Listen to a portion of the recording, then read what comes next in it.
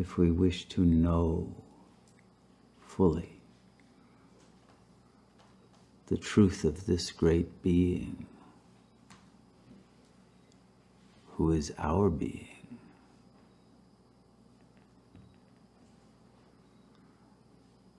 then we must take a step in the direction of this power.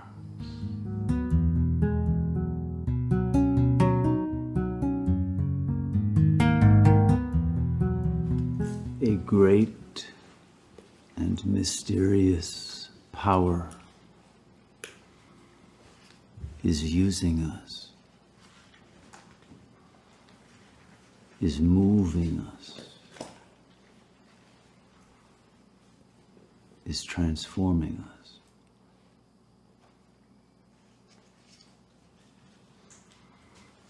Even though most of the time, many of us will not even be aware of the presence of that power.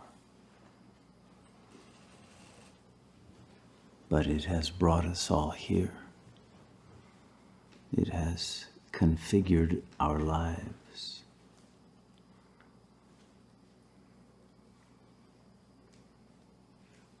It has created our ability to understand what we do understand, and is gradually opening our consciousness to understand ever more of the nature of this great power and the reality that this power creates, sustains, and destroys, and recreates anew at ever higher levels of beauty and the revelation of truth.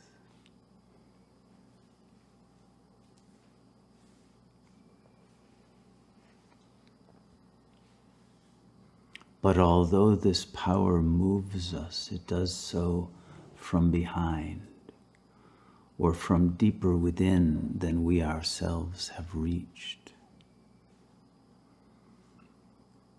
And if we wish a direct encounter with this great presence, if we wish to know fully the truth of this great being who is our being,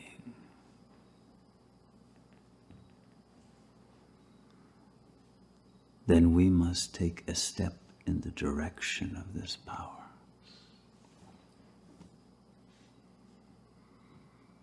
But that direction is not on this plane of space and time.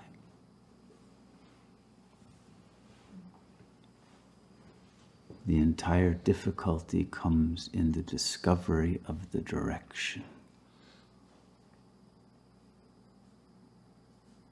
from which this power is reaching us and moving through us.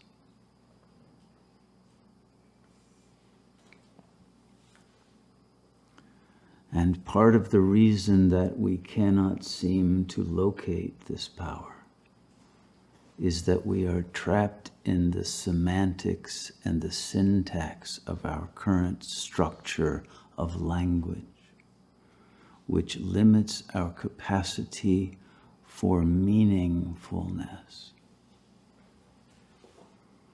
We can only grasp meanings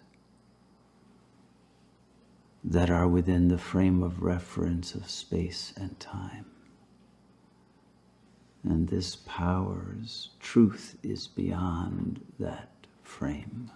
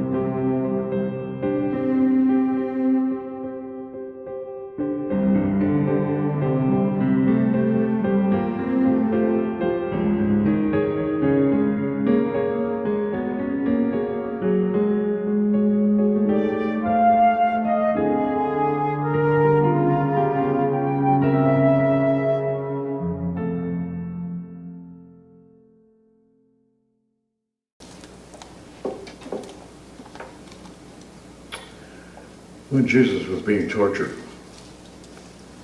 Pontius Pilate came to him. And he asked Jesus, "Where are you from?" Jesus gave him no answer. Pilate therefore said to him, "Do you refuse to speak to me? Do you not know that I have power to release you and power to crucify you?" And Jesus answered him, "You would have no power over me unless it had been given you from above."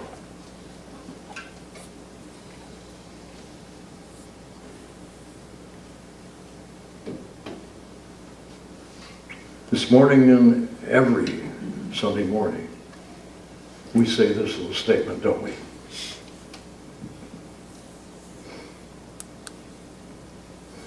There's only one power, one presence in my life and in the universe. God the good. Omnipotence. Omnipotence. Do you believe in that? Do you really, really believe it without any doubt? Yes. I know this word power can be pretty confusing sometimes. We as human beings live by power. Could be material power, could be mental power, material power. Well, I have all these things and you don't. I'm better than you then, therefore I have more power.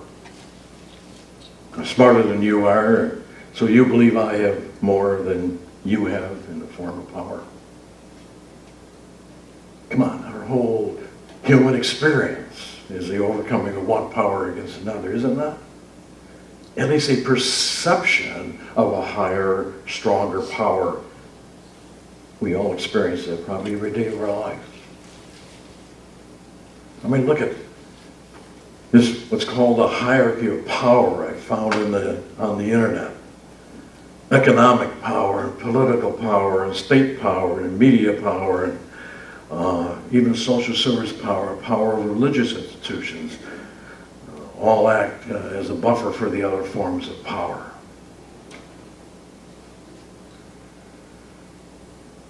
All these other power, the power of nature, hurricanes, and tornadoes, and floods, and so forth, electrical power, internet power, government power, the White House, Capitol, and of course, military power. Military power. And so what happens is we begin to feel that we have to defend ourselves from all these powers, and at times it's necessary we feel we have to go on the offense. Ever have the hair on the back of your neck rise up and your whole body respond in fear when you're suddenly confronted by an animal that isn't friendly? Do you know the animals, through their power of smell, can tell when they're confronted by some human being if that person's afraid? I can tell if you're afraid. And so if they were to attack you or I, they're not attacking us as a human being as much as they are attacking the fear that they sense. And they realize that the fear they sense could make maybe us destructive to them or do harm to them. So what do? They take the offense. They try to destroy us before we destroy them. Isn't that interesting? You know that we humans even keep track of our fears? This is in 2015, the top 10 fears. Fear of corruption of government, and corporate tracking of personal information, and cyber terrorism, and terrorist attacks, and blah, blah, blah. We keep track of all these fears. Fear, unfortunately, is a response that we both, as humans, and as a collection of humans, as groups, as nations, as countries, as whatever, face every day. We face these fears. And it's not unusual to meet it with what? A tooth for a tooth, an eye for an eye, or a tooth for a tooth.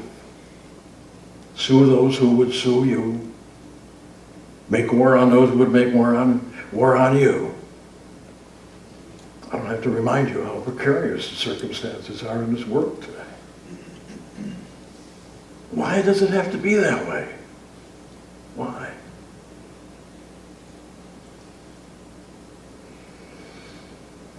Does it really have to be that way? Friends, whatever evil exists in this world is the evil that exists in the consciousness of those that accept it as such. And whenever there's an acceptance or a universal belief in two powers, there are two powers, but they're superficial powers operating against each other. Superficial.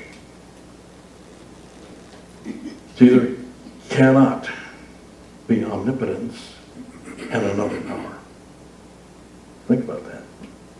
There cannot be omnipotence and another power. Anything else that by its appearance or conditions looks like power, in fact, is no power.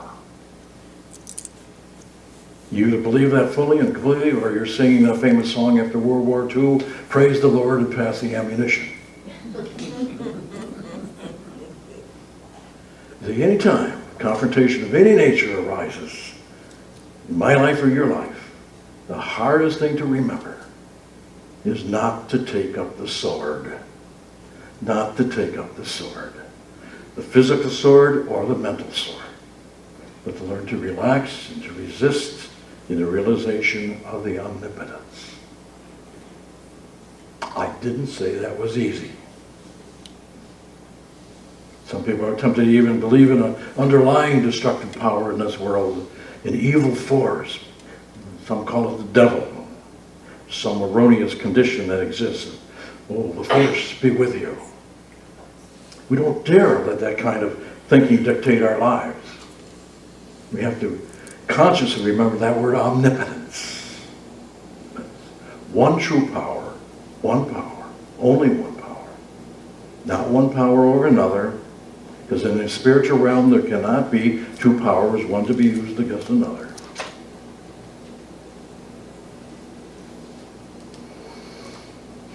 Remember, there is that power within you, far superior to any condition or circumstance outside of you. Power of the mind is the power of creation. Love is its source. It has no limits, no borders, and no end. As it forever expands, its single purpose is to unite that which believes to be separate. One power. And the secret of living in peace and harmony is the acknowledgement and recognizing that there is only that one power. And this power that we call God or Spirit or Source or Father or Allah or whatever is not a power over other powers. It is self-maintained, it is self-sustained power. And you and I and every human being on this earth are the expression of that power. If, the big if, we choose to consciously be the expression of that power. What a wonderful world wouldn't it be if everyone on this planet chose to be that expression of who and what they really are. Jesus reminded us that the way we connect with our higher power is by choice, by praying and meditating secretly, silently, sacredly. Thy Father which seeth in secret himself shall reward thee openly, he said. One power. You and I are empowered with that power. But we have to become one with it. And we have to let it guide and direct our life. We have to be in the flow of that power. You see, an empowered person is one who has gone through the effort to find his or her truth and create a life vision around it, and who is living that vision consistently. Carolyn Meese, one of the great New Thought leaders, said this. She said, power is the fundamental ingredient of the human experience. Everything we believe in and every choice we make and every action we initiate is a negotiation of power. The experience of life is, in fact, a theater of creation in which we set energy into countless acts of creation through how we interpret the world around us. When we feel powerless, we make powerless choices. When we feel empowered, we are in a position to make empowered choices. Every choice we make begins with us first referring to our inner sense of power and whether we perceive ourselves as safe, as victimized, as victorious, as respected, as loved, as alone, as abused, as entitled, as something. True power lies in taking control of your perceptions and your capacity to control the illusions commanding your spirit. Wow. Alcoholics Anonymous, in their big book, pages 44 through 46, tells us this. If a mere code of morals or a better philosophy of life were sufficient to overcome alcoholism, many of us would have recovered long ago. Our human resources, as marshaled by will, were not sufficient. They failed utterly. Lack of power, that was our dilemma. We had to find a power by which we could live, and it had to be a power greater than ourselves. And as soon as we admitted the possible existence of a creative intelligence, a spirit of the universe underlying the totality of things, we began to be possessed of a new power, a new sense of power and direction, provided we took other little simple steps. On that one paragraph, folks. To put millions of people on a path of recovery by discovering the power within. What a world of good has come from those few words. And the beauty of it all is that you and I don't have to go through the experiences, the very depths of despair to find that power. It's there for me, for you, right at this very moment.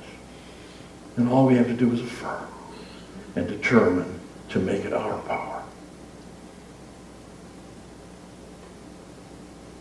I wrote this. Well, it might be the time to express it. It's called The Power Within You is the Power to Be. The power within you is the power to be.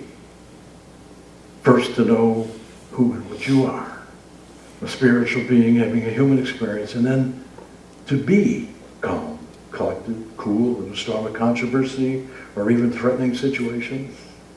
To be willing to listen. To be flexible.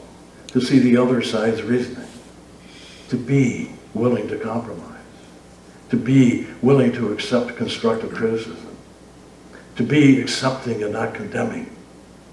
To be empathetic. To be one who treats others in the way you would want to be treated. To be one who serves others.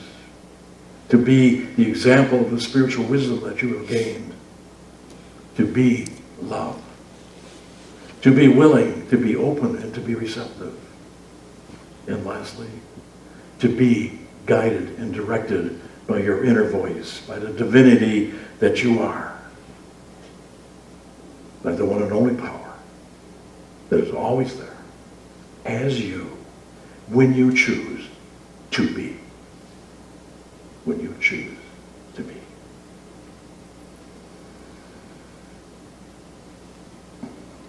Got an affirmation this morning I'd like to share with you. It goes like this. I live in God's universe.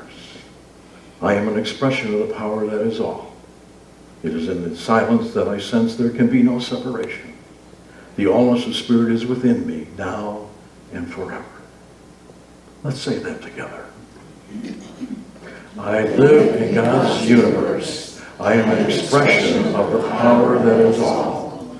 It is in the silence that I sense there can be no separation. The allness of Spirit is within me now and forever. And so it is. Amen. God bless you. God bless you in Port St. Lucie.